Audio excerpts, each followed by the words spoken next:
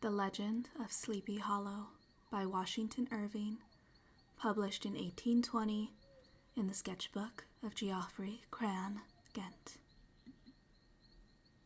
Found among the papers of the late Diedrich Knickerbocker. A pleasing land of drowsy head it was, of dreams that wave before the half-shut eye, and of gay castles in the clouds that pass, forever flushing round a summer sky. Castle of Indolence.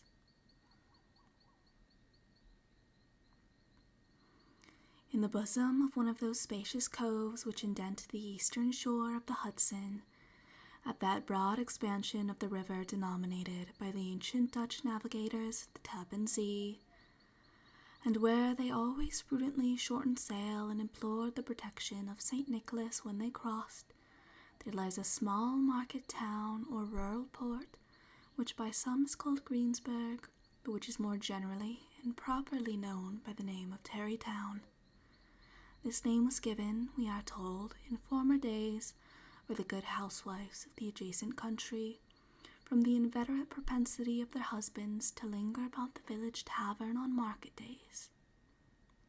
Be that as it may, I do not vouch for the fact, but merely advert to it, for the sake of being precise and authentic. Not far from this village, perhaps about 2 miles, there is a little valley or rather lap of land among high hills, which is one of the quietest places in the whole world. A small brook glides through it with just murmur enough to lull one to repose, and the occasional whistle of a quail or tapping of a woodpecker is almost the only sound that ever breaks in upon the uniform tranquillity. I recollect that, when a stripling, my first exploit in squirrel shooting was in a grove of tall walnut trees that shades one side of the valley. I had wandered into it at noontime when all nature is peculiarly quiet, and was startled by the roar of my own gun as it broke the Sabbath stillness around and was prolonged and reverberated by the angry echoes. If ever I should wish for a retreat whither I might steal from the world and its distractions and dream quietly away the remnant of a troubled life, I know of none more promising than this little valley. From the listless repose of the place and the peculiar character of its inhabitants, who are descendants from the original Dutch settlers, the sequestered glen has long been known by the name of Sleepy Hollow, and its rustic lads are called the Sleepy Hollow Boys throughout all the neighboring country. A drowsy, dreamy influence seems to hang over the land and to pervade the very atmosphere. Some say that the place was bewitched by a high German doctor during the early days of the settlement. Others, that an old Indian chief, the prophet or wizard of his tribe, held his powwows there before the country was discovered by Master Hendrik Hudson. Certain it is, the place still continues under the sway of some witching power that holds a spell over the minds of the good people, causing them to walk in a continual reverie. They are given to all kinds of marvelous beliefs, are subject to trances and visions, and frequently see strange sights, and hear music and voices in the air. The whole neighborhood abounds with local tales, haunted spots, and twilight superstitions. Stars shoot and meteors glare oftener across the valley than in any other part of the country, and the nightmare, with her whole ninefold, seems to make it the favorite scene of her gambols. The dominant spirit, however, that haunts this enchanted region, and seems to be commander-in-chief of all the powers of the air, is the apparition of a figure on horseback without a head.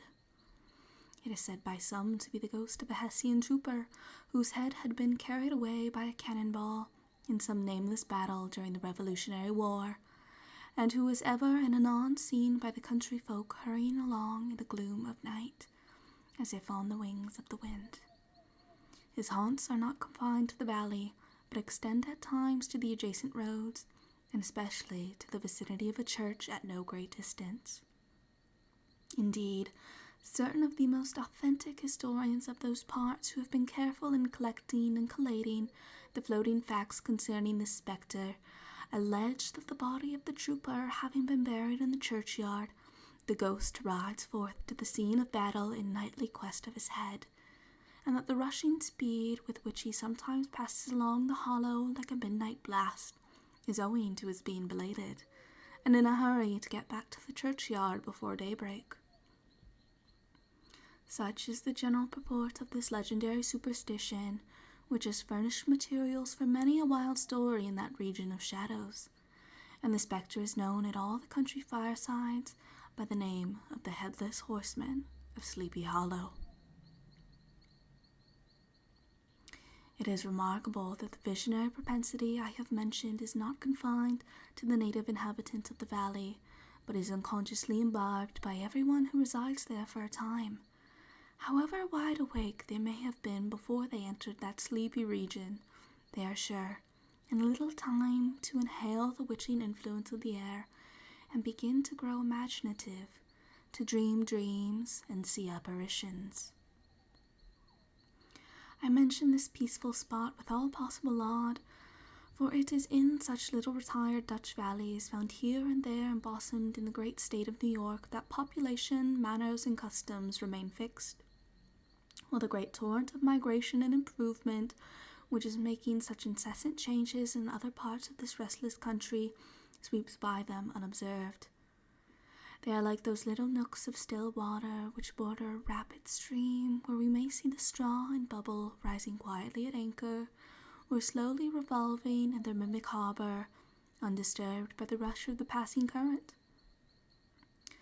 Though many years have elapsed since I trod the drowsy shades of Sleepy Hollow, yet I question whether I should not still find the same trees and same families vegetating in its sheltered bosom. In this by-place of nature there abode, in a remote period of American history, that is to say, some 30 years since, a worthy wight of the name of Ichabod Crane, who sojourned, or as he expressed it, tarried in Sleepy Hollow for the purpose of instructing the children of the vicinity. He was a native of Connecticut, a state which supplies the Union with pioneers for the mind as well as for the forest, and sends forth yearly its legions of frontier woodmen and country schoolmasters. The cognomen of Crane was not inapplicable to his person. He was tall, but exceedingly lank, with narrow shoulders, long arms and legs, hands that dangled a mile out of his sleeves, feet that might have served for shovels, and his whole frame most loosely hung together. His head was small and flat at top, with huge ears, large green glassy eyes, and a long snipe nose, so that it looked like a weathercock perched upon his spindle neck to tell which way the wind blew. To see him striding along the profile of a hill on a windy day, with his clothes bagging and fluttering about him, one might have mistaken him for the genius of famine descending upon the earth, or some scarecrow eloped from a cornfield. His schoolhouse was a low building of one large room, rudely constructed of logs, the windows partly glazed and partly patched with leaves of old copybooks. It was most ingeniously secured, at vacant hours, by a withe twisted in the handle of the door, and stakes set against the window shutters, so that though a thief might get in with perfect ease, he would find some embarrassment in getting out, an idea most probably borrowed by the architect Jost van Houten from the mystery of an ale-pot. The schoolhouse stood in a rather lonely but pleasant situation, just at the foot of a woody hill, with a brook running close by, and a formidable birch tree growing at one end of it. From hence the low murmur of his pupils' voices, conning over their lessons, might be heard in a drowsy summer's day, like the hum of a beehive, interrupted now and then by the authoritative voice of the master in the tone of menace or command, or, peradventure, by the appalling sound of the birch as he urged some tardy loiterer along the flowery path of knowledge. Truth to say, he was a conscientious man, and ever bore in mind the golden maxim, spare the rod and spoil the child. Ichabod Crane's scholars certainly were not spoiled. I would not have imagined it, however, that he was one of those cruel potentates of the school who joy in the smart of their subjects. On the contrary, he administered justice with discrimination rather than severity, taking the burden off the backs of the weak and laying it on those of the strong. Your mere puny stripling that winced at the least flourish of the rod was passed by with indulgence, but the claims of justice were satisfied by inflicting a double portion on some little tough, wrong-headed, broad-skirted Dutch urchin who sulked and swelled and grew dogged and sullen beneath the birch. All this he called doing his duty by their parents, and he never inflicted a chastisement without following it by the assurance so consolatory to the smarting urchin that he would remember it and thank him for it the longest day he had to live.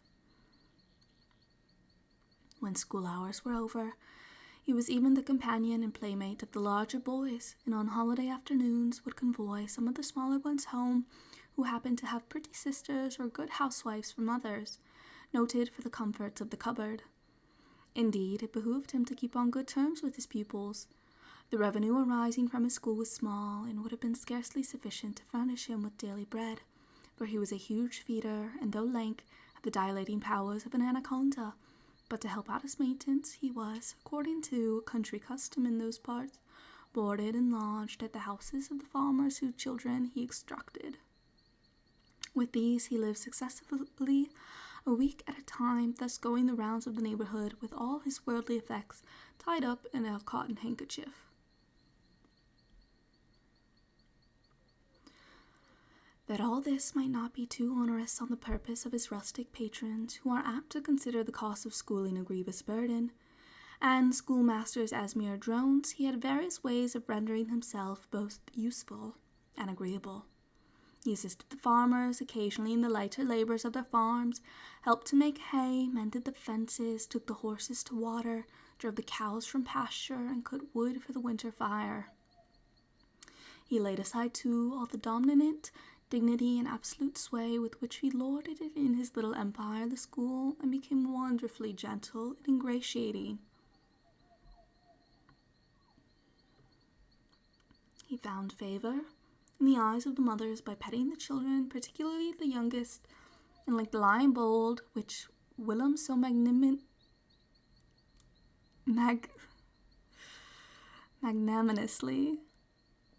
the lamb did hold, he would sit with the child on one knee and rock a cradle with his foot for whole hours together. In addition to his other vocations, he was the singing master of the neighborhood, and picked up many bright shillings by instructing the young folk in psalmody. It was a matter of little vanity to him on Sundays to take his station in front of the church gallery, with a band of chosen singers, where in his own mind he completely carried away the palm from the parson. Certain it is, his voice resounded far above all the rest of the congregation, and there are peculiar quavers still to be heard in that church, which may even be heard half a mile off, quite to the opposite side of the mill pond on a still Sunday morning, which are said to be legitimately descended from the nose of Ichabod Crane. Thus, by divers little makeshifts, in that ingenious way which is commonly denominated by hook and by crook, the worthy pedagogue got on tolerably enough, and was thought by all who understood nothing of the labour of head work to have a wonderfully easy life of it. The schoolmaster is generally a man of some importance in the female circle of a rural neighbourhood, being considered a kind of idle, gentlemanlike personage, of vastly superior taste and accomplishment to the rough country swains, and indeed inferior in learning only to the parson. His appearance, therefore, is apt to occasion some little stir at the tea-table of a farmhouse, and the addition of a supernumerary dish of cakes or sweetmeats, or peradventure the parade of a silver teapot. A man of letters, therefore, was peculiarly happy in the smiles of all the country damsels. How he would figure among them in the churchyard between services on Sundays, gathering grapes for them from the wild vines that overran the surrounding trees, reciting for their amusement all the epitaphs on the tombstones, or sauntering with a whole bevy of them along the banks of the adjacent mill pond, while the more bashful country bumpkins hung sheepishly back, envying his superior elegance and address. From his half-itinerant life, also, He was a kind of travelling gazette, carrying the whole budget of local gossip from house to house, so that his appearance was always greeted with satisfaction. He was moreover esteemed by the women as a man of great erudition, for he had read several books quite through, and was a perfect master of Cotton Mather's History of New England Witchcraft, in which, by the way, he most firmly and potently believed. He was, in fact, an odd mixture of small shrewdness and simple credulity. His appetite for the marvellous and his powers of digesting it were equally extraordinary, and both had been increased by his residence in this spellbound region. No tale was too gross or monstrous for her capacious swallow. It was often his delight, after school was dismissed in the afternoon, to stretch himself on the rich bed of clover bordering the little brook that whimpered by his schoolhouse, and there con over old Mather's direful tales until the gathering dusk of evening made the printed page a mere mist before his eyes. Then, as he wended his way by swamp and stream and awful woodland to the farmhouse where he happened to be quartered, every sound of nature at that witching hour fluttered his excited imagination. The moan of the whip-poor-will from the hillside, the boding cry of the tree-toad, that harbinger of storm, the dreary hooting of the screech owl, or the sudden rustling in the thicket of birds frightened from their roost. The fireflies, too, which sparkled most vividly in the darkest places, now and then startled him, as one of uncommon brightness would stream across his path, and if by chance a huge blockhead of beetle came winging his blundering flight against him, the poor varlet was ready to give up the ghost, with the idea that he was struck with the witch's token. His only resource on such occasions, either to drown thought or drive away evil spirits, was to sing psalm tunes, and the good people of Sleepy Hollow, as they sat by their doors of an evening, were often filled with awe at hearing his nasal melody, in linked sweetness long drawn out, floating from the distant hill or along the dusty road. Another of his sources of fearful pleasure was to pass long winter evenings with the old Dutch wives, as they sat spinning by the fire with a row of apples roasting and spluttering along the hearth, and listened to the marvellous tales of ghosts and goblins, and haunted fields, and haunted brooks, and haunted bridges, and haunted houses, and particularly of the headless horseman, or galloping Hessian of the hollow, as they sometimes called him. He would delight them equally by his anecdotes of witchcraft, and of the direful omens and portentous sights and sounds in the air which prevailed in the earlier times of Connecticut, and would frighten them woefully with speculations upon comets and shooting stars, and with the alarming fact that the world did absolutely turn round, and they were half the time topsy-turvy. But if there was a pleasure in all this, while snugly cuddling in the chimney corner of a chamber that was all of a ruddy glow from the crackling wood fire, and where, of course, no spectre dared to show its face, it was dearly purchased by the terrors of his subsequent walk homewards. What fearful shapes and shadows beset his path amidst the dim and ghastly glare of a snowy night! With what wistful look did he eye every trembling ray of light streaming across the waste fields from some distant window! How often was he appalled by some shrub covered with snow which, like a sheeted spectre, beset his very path! How often did he shrink with curdling awe at the sound of his own steps on the frosty crust beneath his feet, and dread to look over his shoulder lest he should behold some uncouth being tramping close behind! And how often was he thrown into complete dismay by some rushing blast howling among the trees, in the idea that it was the galloping Hessian on one of his nightly scourings! All these, however, were mere terrors of the night, phantoms of the mind that walk in darkness.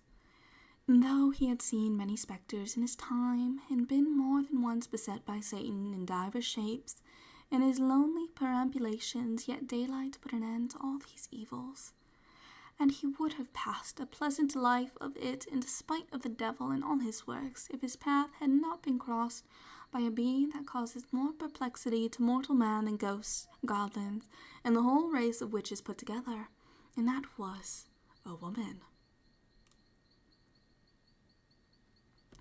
Among the musical disciples who assembled one evening in each week to receive his instructions in psalmody was Katrina von Tassel, the daughter and only child of a substantial Dutch farmer.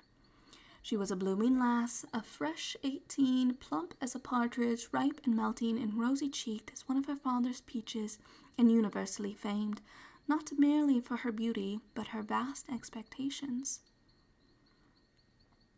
She was withal a little of a coquette, as might be perceived even in her dress, which was a mixture of ancient and modern fashions, as most suited to set off her charms.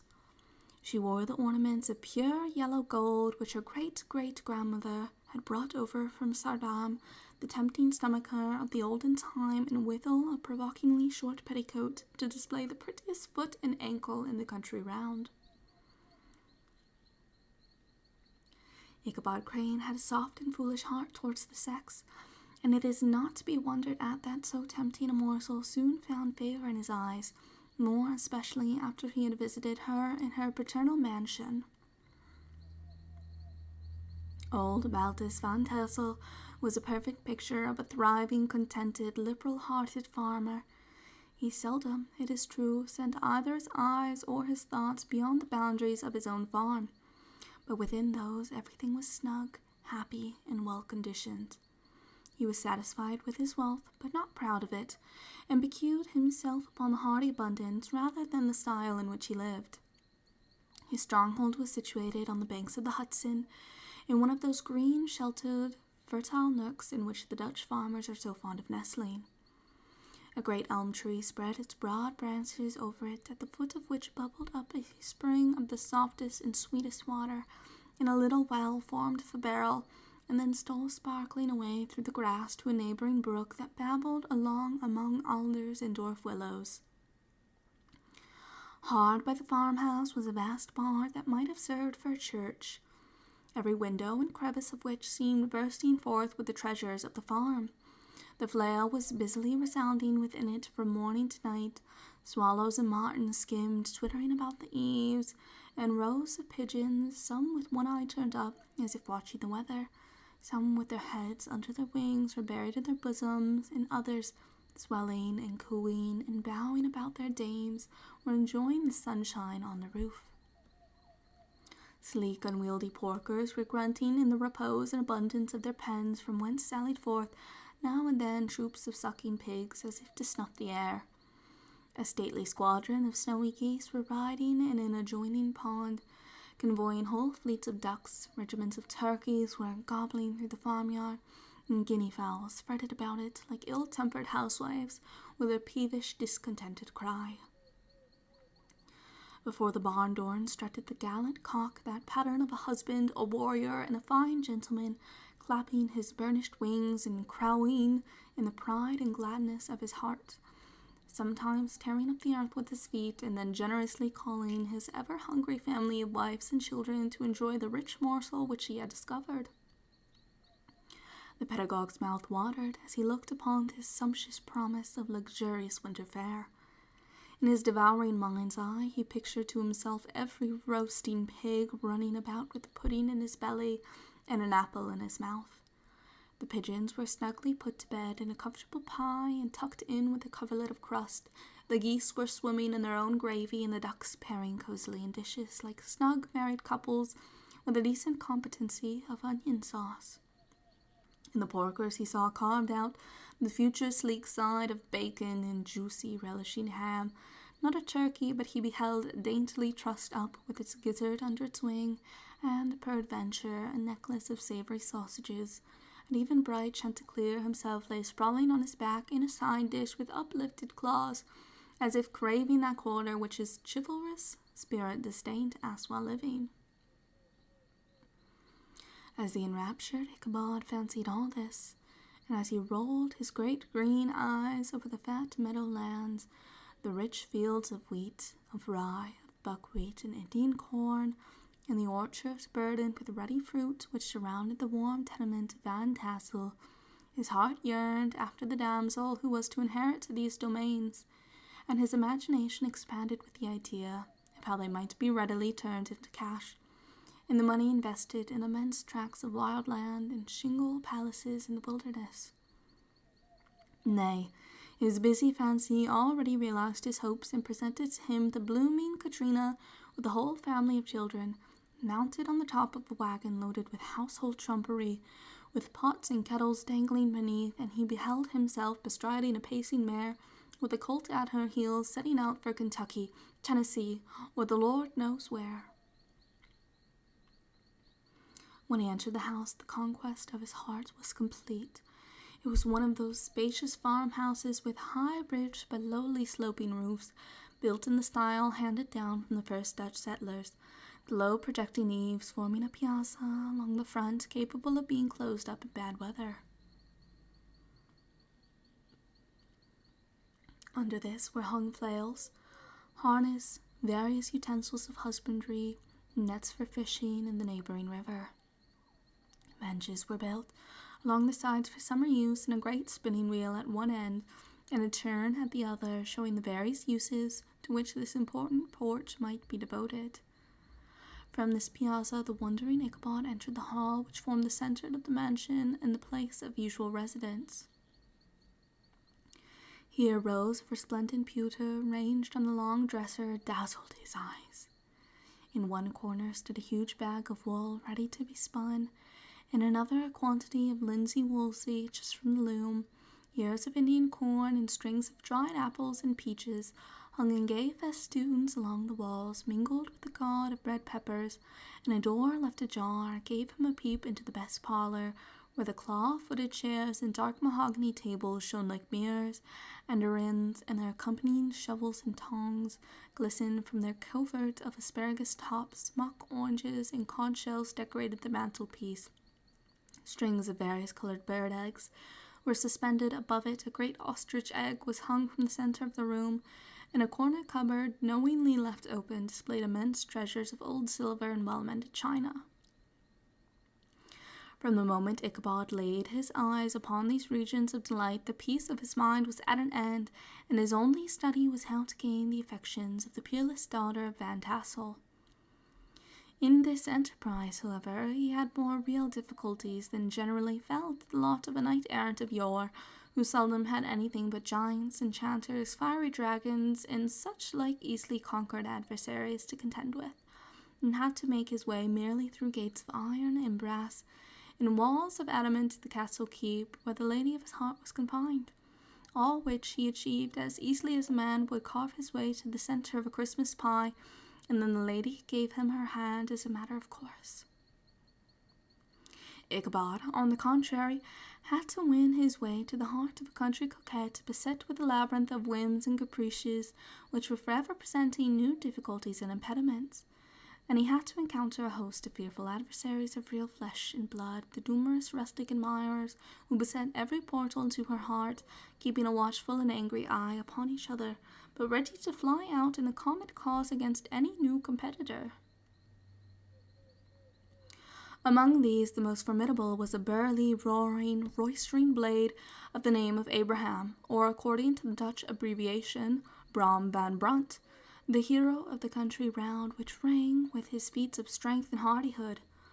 He was broad-shouldered and double-jointed, with short, curly black hair, and a bluff but not unpleasant countenance, having a mingled air of fun and arrogance. From his Herculean frame and great powers of limb, he had received the nickname of Brom Bones, by which he was universally known. He was famed for great knowledge and skill in horsemanship. Being as dexterous on horseback as a Tartar, he was foremost at all races and cockfights, and with the ascendancy which bodily strength always acquires in rustic life, was the umpire in all disputes, setting his hat on one side and giving his decisions with an air and tone that admitted of no gainsay or appeal. He was always ready for either a fight or a frolic, but had more mischief than ill will in his composition, and with all his overbearing roughness, there was a strong dash of waggish good humour at the bottom. He had 3 or 4 boon companions who regarded him as their model, and at the head of whom he scoured the country, attending every scene of feud or merriment for miles round. In cold weather he was distinguished by a fur cap surmounted with a flaunting fox's tail, and when the folks at a country gathering descried this well-known crest at a distance, Whisking about among a squad of hard riders, they always stood by for a squall. Sometimes his crew would be heard dashing along past the farmhouses at midnight with whoop and halloo like a troop of dawn Cossacks, and the old dame, startled out of their sleep, would listen for a moment till the hurry-scurry had clattered by, and then exclaim, "Aye, there goes Brom Bones and his gang." The neighbours looked upon him with a mixture of awe, admiration, and goodwill, and when any madcap prank or rustic brawl occurred in the vicinity, always shook their heads and warranted Brom Bones was at the bottom of it. This rantable hero had for some time singled out the blooming Katrina for the objects of his uncouth gallantries, and though his amorous doings were something like the gentle caresses and endearments of a bear, yet it was whispered that she did not altogether discourage his hopes. Certain it is, his advances were signals for rival candidates to retire, who felt no inclination to cross a line in his amours, insomuch that when his horse was seen tied to Van Tassel's paling on a Sunday night, a sure sign that his master was courting, or, as it is termed, sparking, within all other suitors passed by in despair and carried the war into other quarters. Such was the formidable rival with whom Ichabod Crane had to contend, and considering all things, a stouter man than he would have shrunk from the competition, and a wiser man would have despaired. He had, however, a happy mixture of pliability and perseverance in his nature. He was in form and spirit like a supple jack, yielding but tough. Though he bent, he never broke, and though he bowed beneath the slightest pressure, yet the moment it was away, jerk, he was as erect and carried his head as high as ever. To have taken the field openly against his rival would have been madness, for he was not a man to be thwarted in his amours any more than that stormy lover Achilles. Ichabod therefore made his advances in a quiet and gently insinuating manner. Under cover of his character of singing master, he made frequent visits at the farmhouse. Not that he had anything to apprehend from the meddlesome interference of parents, which is so often a stumbling block in the path of lovers. Malt Van Tassel was an easy, indulgent soul. He loved his daughter better even than his pipe, and like a reasonable man and an excellent father, let her have her way in everything. His notable little wife, too, had enough to do to attend for her housekeeping and manage her poultry, for, as she sagely observed, ducks and geese are foolish things and must be looked after, but girls can take care of themselves. Thus, while the busy dame bustled about the house, or plied her spinning wheel at one end of the piazza, honest Malt would sit smoking his evening pipe at the other, watching the achievements of a little wooden warrior, who, armed with a sword in each hand, was most valiantly fighting the wind on the pinnacle of the barn. In the meantime, Ichabod would carry on his suit with the daughter by the side of the spring under the great elm, or sauntering along in the twilight, that hour so favourable to the lover's eloquence. I profess not to know how women's hearts are wooed and won. To me they have always been matters of riddle and admiration. Some seem to have but one vulnerable point, or a door of access, while others have 1,000 avenues and may be captured in 1,000 different ways. It is a great triumph of skill to gain the former, but a still greater proof of generalship to maintain possession of the latter, for man must battle for his fortress at every door and window. He who wins 1,000 common hearts is therefore entitled to some renown, but he who keeps undisputed sway over the heart of a coquette is indeed a hero. Certain it is, this was not the case with the redoubtable Brom Bones, and from the moment Ichabod Crane made his advances, the interest of the former evidently declined. His horse was no longer seen tied to the palings on Sunday nights, and a deadly feud gradually arose between him and the preceptor of Sleepy Hollow. Brom, who had a degree of rough chivalry in his nature, would fain have carried matters to open warfare, and have settled their pretensions to the lady, according to the mode of those most concise and simple reasoners, the knights errant of yore, by single combat. But Ichabod was too conscious of the superior might of his adversary to enter the list against him. He had overheard a boast of Bones that he would double the schoolmaster up and lay him on a shelf of his own schoolhouse, and he was too wary to give him an opportunity. There was something extremely provoking in this obstinately pacific system. It left Brom no alternative but to draw upon the funds of rustic waggery in his disposition and to play off boorish practical jokes upon his rival. Ichabod became the object of whimsical persecution to Bones and his gang of rough riders. They harried his hitherto peaceful domain, smoked out his singing school by stopping up the chimney, broke into the schoolhouse at night in spite of its formidable fastenings of withe and window stakes, and turned everything topsy-turvy, so that the poor schoolmaster began to think all the witches in the country held their meetings there. But what was still more annoying, Brom took all opportunities of turning him into ridicule in presence of his mistress, and had a scoundrel dog whom he taught to whine in the most ludicrous manner, and introduced as a rival of Ichabod's to instruct her in psalmody.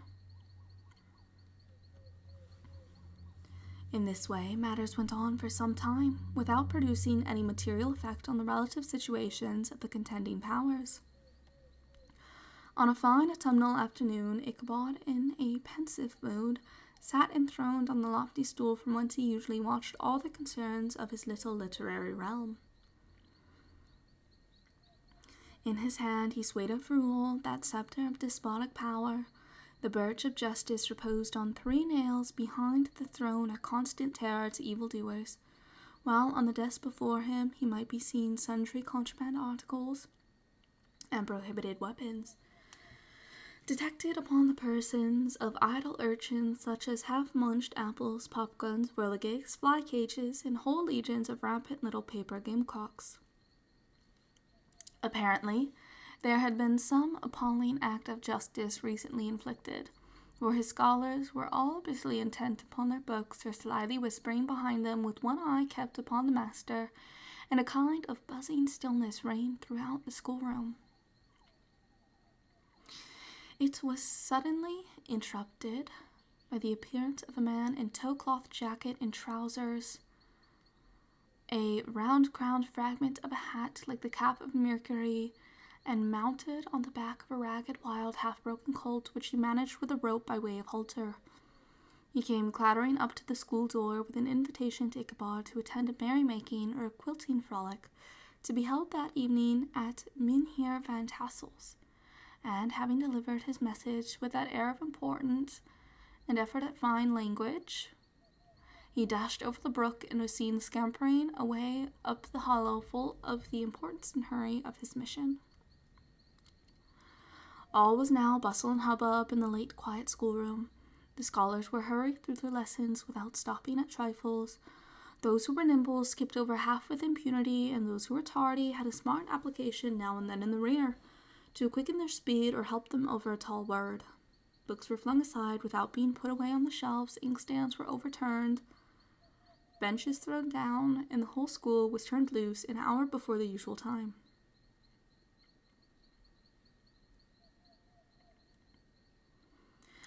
The gallant Ichabod now spent at least an extra half-hour at his toilet, brushing and furbishing up his best, and indeed only suit of rusty black, and arranging his locks by a bit of broken looking-glass that hung up in the schoolhouse, that he might make his appearance before his mistress in the true style of a cavalier. He borrowed a horse from the farmer with whom he was domiciliated, a choleric old Dutchman of the name of Hans van Ripper, and thus gallantly mounted, issued forth like a knight-errant in some quest of adventures. But it is meet I should, in the true spirit of romantic story, give some account of the looks and equipment of my hero and his steed. The animal he bestrode was a broken-down plough horse that had outlived almost everything but its viciousness. He was gaunt and shagged, with a new neck and a head like a hammer. His rusty mane and tail were tangled and knotted with burrs. One eye had lost its pupil and was glaring and spectral, but the other had the gleam of a genuine devil in it. Still, he must have had fire and metal in his day, if we may judge from the name he bore of gunpowder. He had, in fact, been a favourite steed of his master's, the choleric Van Ripper, who was a furious rider, and had infused, very probably, some of his own spirit into the animal. For old and broken down as he looked, there was more of the lurking devil in him than in any young filly in the country. Ichabod was a suitable figure for such a steed. He rode with short stirrups, which brought his knees nearly up to the pommel of the saddle. His sharp elbows stuck out like a grasshopper's. He carried his whip perpendicularly in his hand like a scepter, and as his horse jogged on, the motion of his arms was not unlike the flapping of a pair of wings. A small wool hat rested on the top of his nose, for a scanty strip of forehead might be called, and the skirts of his black coat fluttered out almost to the horse's tail. Such was the appearance of Ichabod and his steed as they shambled out of the gate of Hans van Rimper, and was altogether such an apparition as is seldom to be met with in broad daylight. It was, as I have said, a fine autumnal day. The sky was clear and serene, and nature wore that rich and golden livery which we always associate with the idea of abundance. The forests had put on their somber brown and yellow, while some trees of the tenderer kind had been nipped by the frost into brilliant dyes of orange, purple, and scarlet. Streaming files of wild ducks began to make their appearance high in the air. The bark of the squirrel might be heard from the groves of beech and hickory nuts, and the pensive whistle of the quail at intervals from the neighboring stubble field. The small birds were taking their farewell banquets. In the fullness of their revelry, they fluttered, chirping and frolicking from bush to bush and tree to tree, capricious from the very profusion and variety around them. There was the honest cock-robin, the favourite game of stripling sportsmen, with its loud querulous note, and the twittering blackbirds flying in sable clouds, and the golden-winged woodpecker, and the cedar bird, and the blue jay. As Ichabod jogged slowly on his way, his eye, ever open to every symptom of culinary abundance, reigned with delight over the treasures of jolly autumn. On all sides he beheld vast store of apples, some hanging in oppressive opulence on the trees, some gathered into baskets and barrels for the market, others heaped up in rich piles for the cider press. Farther on he beheld great fields of corn, with golden ears peeping from their leafy coverts and holding out the promise of cakes and hasty pudding, and the yellow pumpkins lying beneath them, turning up their fair round bellies to the sun and giving ample prospects of the most luxurious of pies. And anon he passed the fragrant buckwheat fields, breathing the odor of the beehive, and as he beheld them, soft anticipation stole over his mind of dainty slapjacks, well buttered and garnished with honey or treacle by the delicate little dimpled hand of Katrina von Tassel.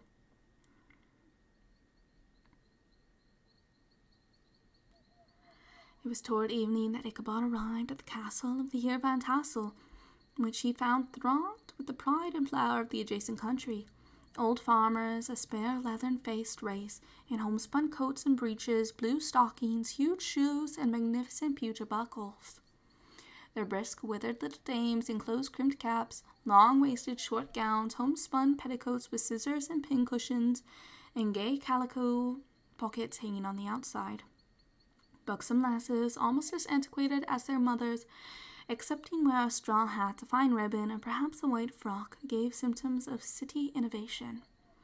The sons in short square-skirted coats with rows of stupendous brass buttons, and their hair generally queued in the fashion of the times, especially if they could procure an eel skin for the purpose, it being esteemed throughout the country as a potent nourisher and strengthener of the hair. Brom Bones, however, was the hero of the scene, having come to the gathering on his favourite steed Daredevil, a creature, like himself, full of mettle and mischief, and which no one but himself could manage. He was, in fact, noted for preferring vicious animals, given to all kinds of tricks which kept the rider in constant risk of his neck, for he held a tractable, well-broken horse as unworthy of a lad of spirit. Fain would I pause to dwell upon the world of charms that burst upon the enraptured gaze of my hero, as he entered the state parlour of Van Tassel's mansion. Not those of the bevy of buxom lasses with their luxurious display of red and white, but the ample charms of a genuine Dutch country tea-table in the sumptuous time of autumn. Such heaped-up platters of cakes of various and almost indescribable kinds, known only to experienced Dutch housewives. There was the doughty doughnut, the tender olykoek, and the crisp and crumbling cruller, Sweet cakes and shortcakes, ginger cakes and honey cakes, and the whole family of cakes.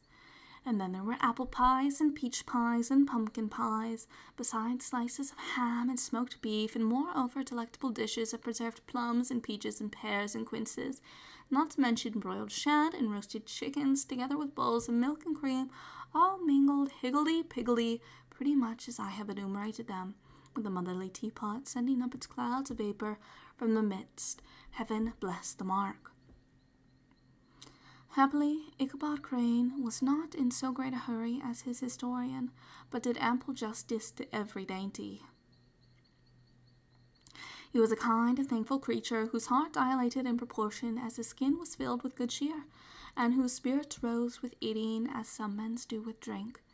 He could not help, too, rolling his large eyes round him as he ate, and chuckling with the possibility that he might one day be lord of all this scene of almost unimaginable luxury and splendor. Then he thought how soon he'd turn his back upon the old schoolhouse, snap his fingers in the face of Hans Van Ripper and every other patron, and kick any itinerant pedagogue out of doors that should dare to call him comrade.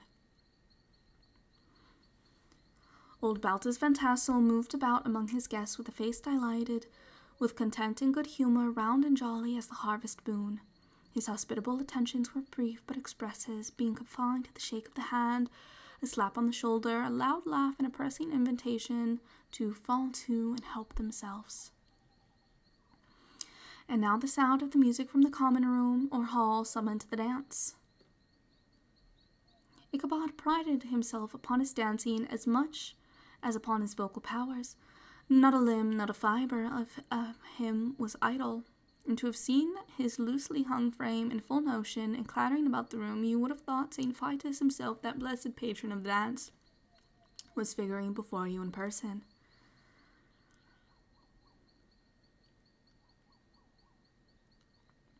The lady of his heart was his partner in the dance, and smiling graciously in reply to all his amorous oglings, while Brom Bones, sorely smitten with love and jealousy, sat brooding by himself in one corner. When the dance was at an end, Ichabod was attracted to a knot of the sage folks, who, with old Van Tassel, sat smoking at one end of the piazza, gossiping over former times and drawing out long stories about the war.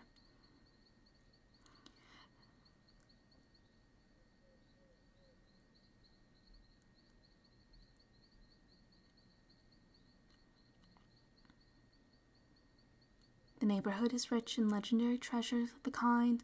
Local tales and superstitions thrive best in these sheltered, long-settled retreats, but are trampled underfoot by the shifting throng that forms the population of most of our country places. Beside, there is no encouragement for ghosts in most of our villages, for they have scarcely had time to finish their first nap and turn themselves in their graves before their surviving friends have traveled away from the neighborhood, so that when they turn out at night to walk their rounds, they have no acquaintances left to call upon. This is perhaps the reason why we so seldom hear of ghosts except in our long-established Dutch communities. The immediate cause, however, of the prevalence of supernatural stories in these parts was doubtless owing to the vicinity of Sleepy Hollow. There was a contagion in the very air that blew from that haunted region. It breathed forth an atmosphere of dreams and fancies infecting all the land. Several of the Sleepy Hollow people were present at Van Tassel's, and, as usual, were doling out their wild and wonderful legends. Many dismal tales were told about funeral trains and mourning cries and wailings heard and seen about the great tree where the unfortunate Major Andre was taken, and which stood in the neighborhood. Some mention was made also of the woman in white that haunted the dark glen at Raven Rock, and was often heard to shriek on winter nights before a storm, having perished there in the snow. The chief part of the stories, however, turned upon the favorite spectre of Sleepy Hollow, the headless horseman, who had been heard several times of late patrolling the country, and, it was said, tethered his horse nightly among the graves in the churchyard. The sequestered situation of this church seems always to have made it a favorite haunt of troubled spirits. It stands on a knoll surrounded by locust trees and lofty elms, from among which its decent whitewashed walls shine modestly forth like Christianity purity beaming through the shades of retirement. A gentle slope descends from it to a silver sheet of water bordered by high trees, between which peeps may be caught at the blue hills of the Hudson. To look upon its grass-grown yard, where the sunbeams seem to sleep so quietly, one would think that there are at least the dead might rest in peace. On one side of the church extends a wide woody dell, along which raves a large brook among broken rocks and trunks of fallen trees. Over a deep black part of the stream, not far from the church, was formerly thrown a wooden bridge. The road that led to it and the bridge itself were thickly shaded by overhanging trees, which cast a gloom about it, even in the daytime, but occasioned a fearful darkness at night. Such was one of the favorite haunts of the Headless Horseman, and the place where he was most frequently encountered. The tale was told of old Brower, a most heretical disbeliever in ghosts, how he met the horseman returning from his foray into Sleepy Hollow, and was obliged to get up behind him, how they galloped over bush and brake, over hill and swamp, until they reached the bridge, when the horseman suddenly turned into a skeleton, threw old Brower into the brook, and sprang away over the treetops with a clap of thunder. This story was immediately matched by a thrice marvelous adventure of Brom Bones, who made light of the galloping Hessene as an errant jockey. He affirmed that on returning one night from the neighboring village of Sing Sing, he had been overtaken by this midnight trooper, that he had offered to race with him for a bowl of punch, and should have won it too, for Daredevil beat the Goblin Horse all hollow. But just as they came to the church bridge, the Hessian bolted and vanished in a flash of fire. All these tales, told in that drowsy undertone with which men talk in the dark, the countenances of the listeners only now and then receiving a casual gleam from the glare of a pipe, sank deep in the mind of Ichabod. He repaid them in kind, of course, with large extracts from his invaluable author, Cotton Mather, and added many marvelous events that had taken place in his native state of Connecticut, and fearful sights which he had seen in his nightly walks about Sleepy Hollow. The revel now gradually broke up. The old farmers gathered together their families in their wagons, and were heard for some time rattling along the hollow roads and over the distant hills. Some of the damsels mounted on pillions behind their favorite swains, and their light-hearted laughter, mingling with the clatter of hoofs, echoed along the silent woodlands, sounding fainter and fainter, until they gradually died away, and the late scene of noise and frolic was all silent and deserted. Ichabod only lingered behind, according to the custom of country lovers, to have a tete-a-tete with the heiress, fully convinced that he was now on the high road to success. Let it suffice to say, Ichabod stole forth with the air of one who had been sacking a hen-roost rather than a fair lady's heart. Without looking to the right or left to notice the scene of whirlwind on which he had so often gloated, he went straight to the stable, and with several hearty cuffs and kicks, roused his steed most uncourteously from the comfortable quarters in which he was soundly sleeping, dreaming of mountains of corn and oats and whole valleys of timothy and clover. It was the very witching time of night that Ichabod, heavy-hearted and crestfallen, pursued his travels homewards along the sides of the lofty hills which rise above Tarrytown, and which he had traversed so cheerily in the afternoon. The hour was as dismal as himself. Far below him the Tappan Zee spread its dusky and indistinct waste of waters, with here and there the tall mast of a sloop riding quietly at anchor under the land. In the dead hush of midnight, you could even hear the barking of the watchdog from the opposite shore of the Hudson, but it was so vague and faint as only to give an idea of his distance from this faithful companion of man. Now and then, too, the long-drawn crowing of a cock, accidentally wakened, would sound far, far off from some farmhouse away among the hills, but it was like a dreaming sound in his ear. No signs of life occurred near him, but the occasionally melancholy chirp of a cricket, or perhaps the guttural twang of a bullfrog from a neighboring marsh, as if sleeping uncomfortably and turning suddenly in his bed. All the stories of ghosts and goblins that he had heard in the afternoon now came crowding upon his recollection. The night grew darker and darker. The stars seemed to sink deeper in the sky, and driving clouds occasionally hid them from his sight. He had never felt so lonely and dismal. He was, moreover, approaching the very place where many of the scenes of the ghost stories had been laid. In the center of the road stood an enormous tulip tree, which towered like a giant above all the other trees of the neighborhood and formed a kind of landmark. Its limbs were gnarled and fantastic, large enough to form trunks for ordinary trees, twisting down almost to the earth and rising again into the air. It was connected with the tragical story of the unfortunate Andre, who had been taken prisoner hard by and was universally known by the name of Major Andre's tree. The common people regarded it with a mixture of respect and superstition, partly out of sympathy for the fate of its ill-starred namesake, and partly from the tales of strange sights and doleful lamentations told concerning it.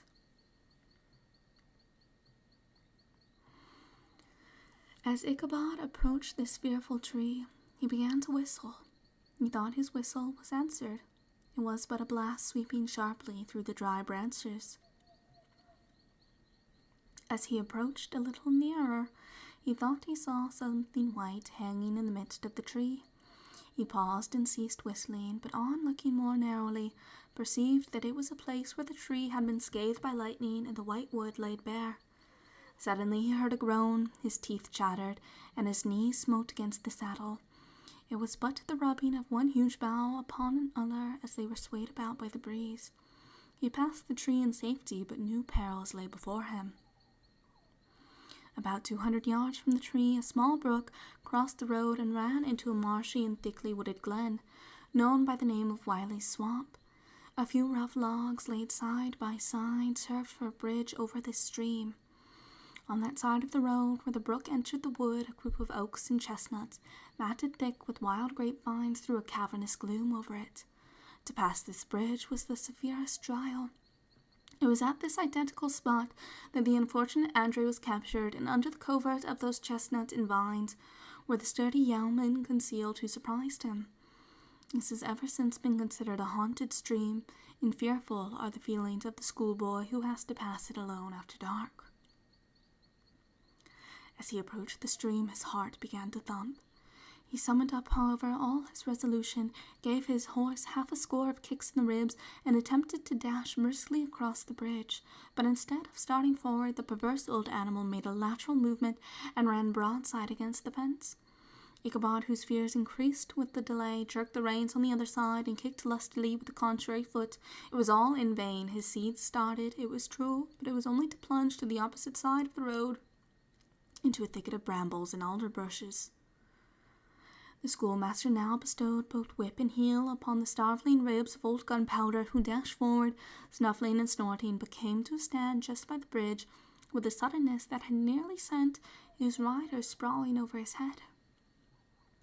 Just at this moment, a tramp by the side of the bridge caught the sensitive ear of Ichabod. In the dark shadow of the grove, on the margin of the brook, he beheld something huge, misshapen, and towering, stirred not, but seemed gathered up in the gloom like some gigantic monster ready to spring upon the traveller. The hair of the affrighted pedagogue rose upon his head with terror. What was to be done? To turn and fly was now too late, and besides, what chance was there of escaping ghost or goblin, if such it was, which could ride upon the wings of the wind? Summoning up, therefore, a show of courage, he demanded in stammering accents, Who are you?" He received no reply. He repeated his demand in a still more agitated voice. Still, there was no answer. Once more he cudgelled the sides of the inflexible Gunpowder, and shutting his eyes, broke forth with involuntary fervour into a psalm tune. Just then the shadowy object of alarm put itself in motion. It with a scramble and a bound stood at once in the middle of the road. Though the night was dark and dismal, yet the form of the unknown might now in some degree be ascertained. He appeared to be a horseman of large dimensions, and mounted on a black horse of powerful frame. He made no offer of molestation or sociability, but kept aloof on one side of the road, jogging along on the blind side of old Gunpowder, who had now got over his fright and waywardness.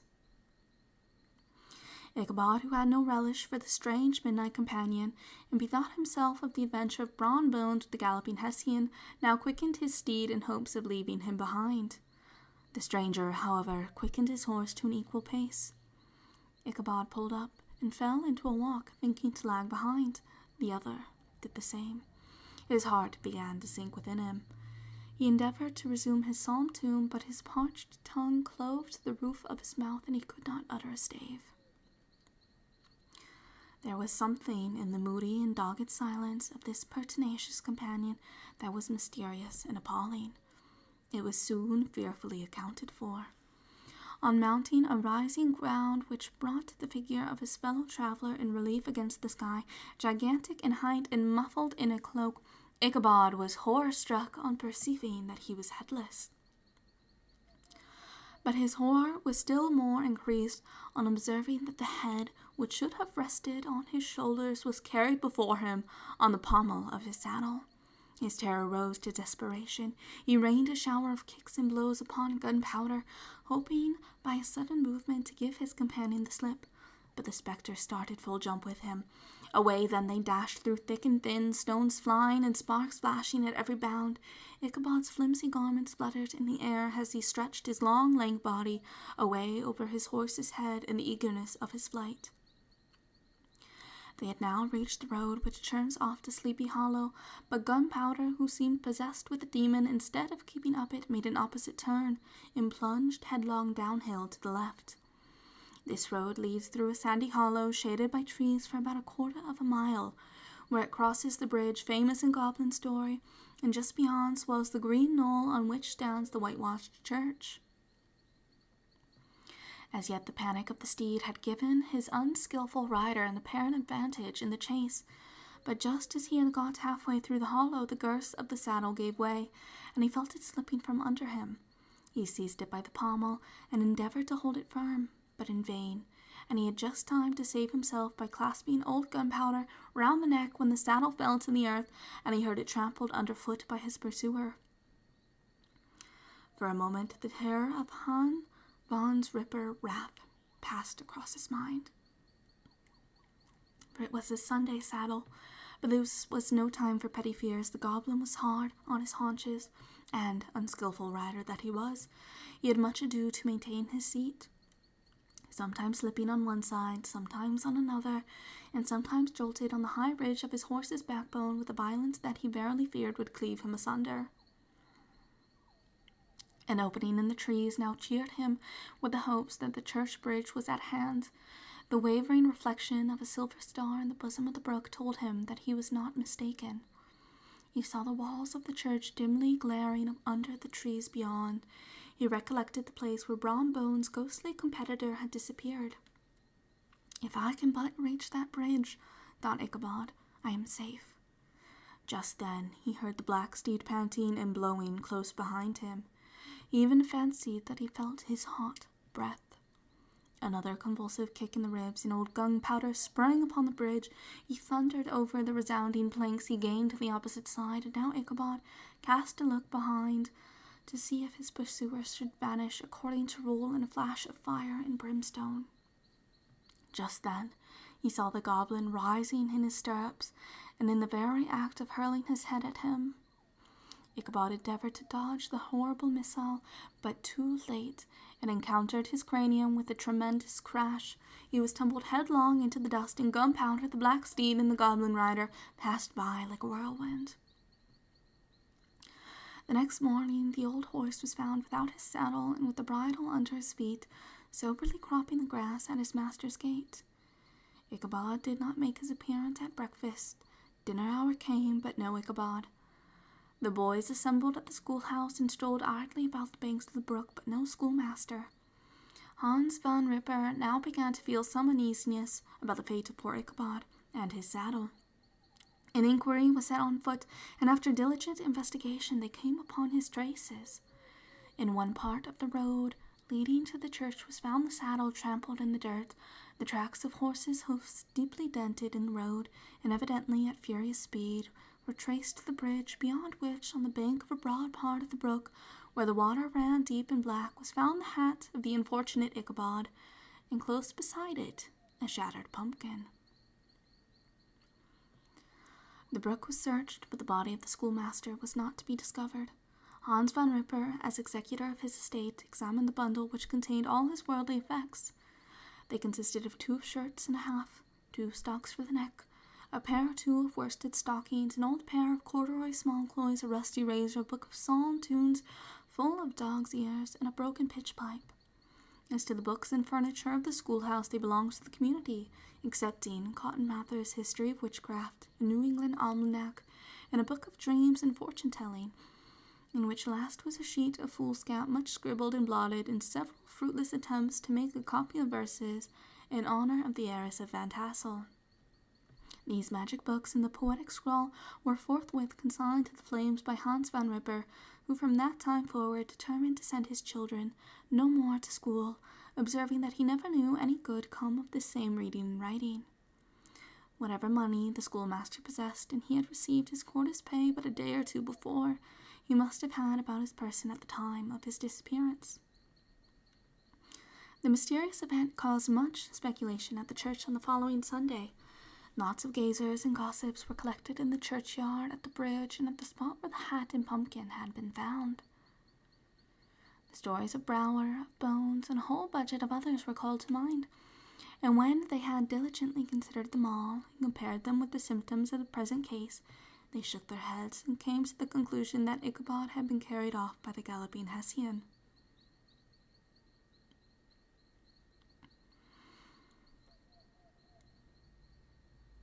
It is true, an old farmer who had been down to New York on a visit several years after, and from whom this account of the ghostly adventure was received, brought home the intelligence that Ichabod Crane was still alive, that he had left the neighborhood partly through fear of the goblin and Hans van Ripper, and partly in mortification at having been suddenly dismissed by the heiress, that he had changed his quarters to a distant part of the country, had kept school and studied law at the same time, had been admitted to the bar, turned politician, electioneer, written for the newspapers, and finally had been made a justice of the 10-pound court.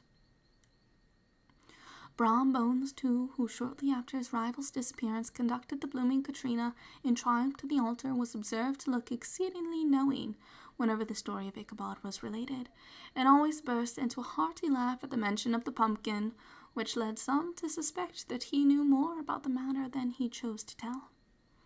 The old country wives, however, who are the best judges of these matters, maintain to this day that Ichabod was spirited away by supernatural means, and it is a favorite story often told about the neighborhood round the winter evening fire. The bridge became more than ever an object of superstitious awe, and that may be the reason why the road has been altered of late years, so as to approach the church by the border of the mill pond.